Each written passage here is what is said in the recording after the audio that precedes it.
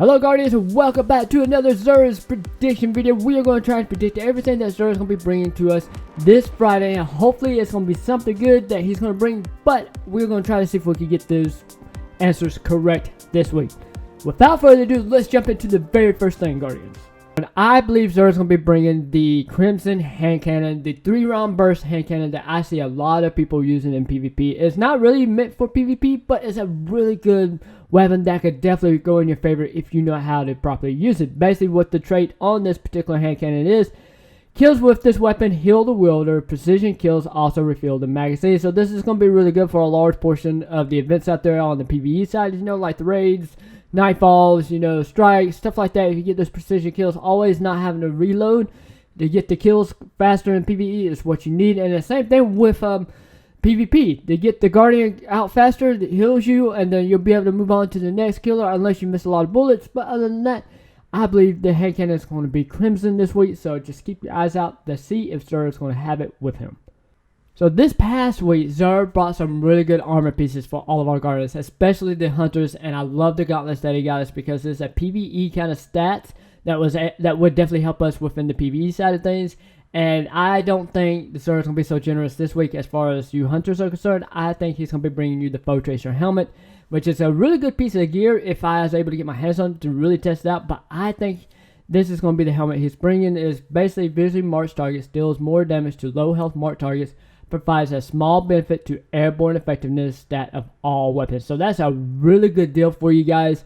So if you're always jumping around, or if you're always like kind of like dying a lot, this definitely will help you as far as like PvE side of things. I'm not too sure if this is good for the PvP, but it's definitely worth getting if you don't have it in your collections, or if you just want it, you know, just go ahead and pick it up for yourself. As far as the total stat roll, I believe it's going to balance out at 63.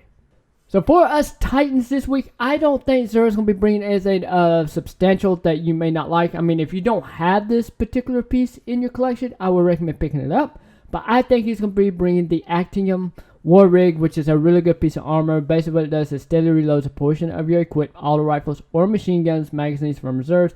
Provides a moderate benefit to airborne effectiveness stat of all rifles and machine guns, which is really good for PvE.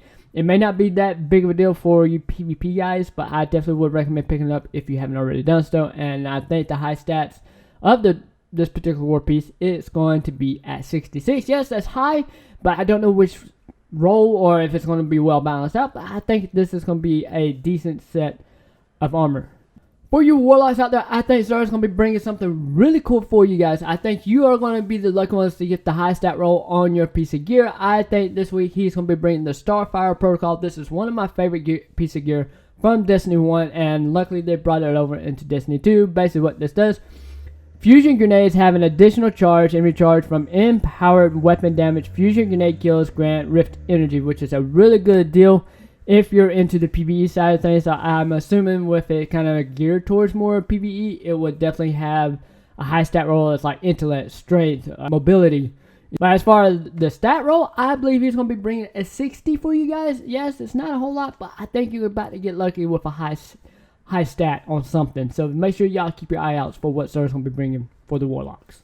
As far as his location is concerned, you saw where I was at the beginning of the video. We were at the EDZ in the Winding Cove. I think that's where Zer's going to wind up this week. I usually don't count that as a correction because the fact that he's normally on a rotation when it comes to that, but he has kind of been fooling us here lately because he's had himself at the tower, and apparently he loves the tower. But anyways, Guardians, if you find this video kind of fun to do, drop it down in the comments. Let me know what you think he's going to be bringing and where's his location is going to be at. And also, Guardians, I will be going live tomorrow just to go over everything that you could possibly do on the new weekly reset. So make sure you hop in. I should be going live probably about 1:30, maybe 2 o'clock tomorrow, around that time. So just make sure you be there for that.